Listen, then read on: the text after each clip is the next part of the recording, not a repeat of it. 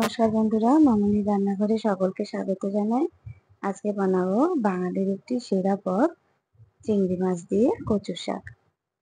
এই কচু শাক আমরা নিরামিষও ভালোবাসি, তবে আমি আজকে চিংড়ি মাছ দিয়ে বানাবো। প্রথমে কচু শাকটা কেটে ধুয়ে পরিষ্কার করে নিয়ে সিদ্ধ করে জল ঝরিয়ে নিয়েছি। এতে আমি লবণ দিয়ে সিদ্ধ করেছি। কড়াইতে আমি একটুখানি সর্ষের তেল দিয়ে নুন হলুদ মাখিয়ে রাখা চিংড়ি মাছটা ভেজে নেব।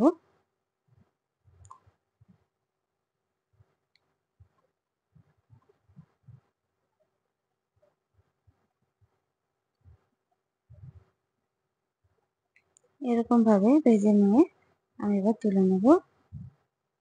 এবার কড়াইতে সর্ষের তেল দিয়ে দিচ্ছি। তেলটা গরম হলে এতে ফোড়নের জন্য দিচ্ছি সাদা জিরে, দিচ্ছি দুটো তেজপাতা আর দিচ্ছি শুকনো লঙ্কা। ফোড়নটা একটু ভাজা হয়ে গেলে এতে দিয়ে দেবো বড় সাইজের একটা পেঁয়াজ কুচি। পেঁয়াজটা একটু লাল লাল হয়ে গেলে এতে দিয়ে দেবো কয়েকটা কাঁচা লঙ্কা চেরা,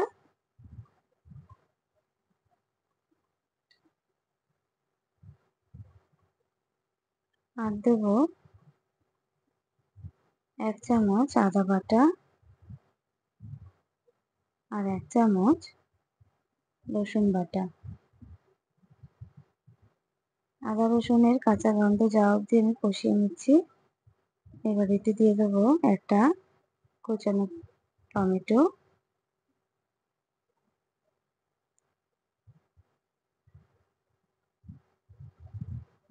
এটাকেও ভালো করে আমি কষিয়ে নিয়ে এতে দিয়ে দিচ্ছি 1 চামচের একটু বেশি হলুদ গুঁড়ো, আর ঝালের জন্য দিয়ে দেবো 1 চামচ লঙ্কার গুঁড়ো,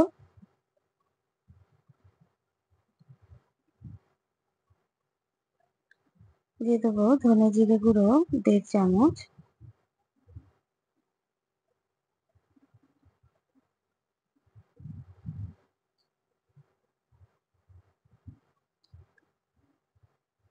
মশলাটা থেকে তেল ছেড়ে দিচ্ছে।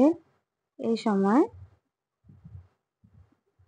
ভালো করে কষিয়ে নিয়ে এতে দিয়ে দেবো আমি 2 চামচ চিনি।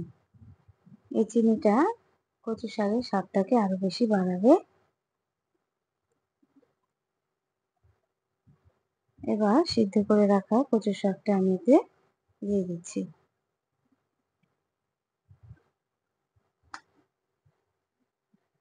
কচু শাকটা আমি লবণ এখন দিলাম না, পরে চেক করে যদি কম হয় তখন আমি একটু দেবো, কারণ সিদ্ধ করার সময় আমি কচু শাকে নুন দিয়ে সিদ্ধ করেছিলাম।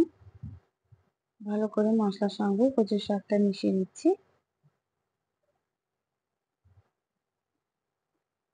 অসাধারণ লাগে বন্ধুরা, আপনারাও বাড়িতে এরকম করে বানাবেন, আর কেমন হয়েছে আমাকে কমেন্ট করে জানাবেন। আমার চ্যানেলে রান্নাগুলি যদি আপনাদের ভালো লেগে থাকে তাহলে প্লিজ চ্যানেলটিকে সাবস্ক্রাইব করে দেবেন। এবার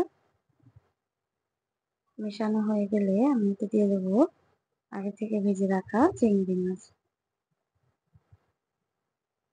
চিংড়ি মাছটাকেও ভালো করে আমি কচু শাকের সঙ্গে মিশিয়ে নেব।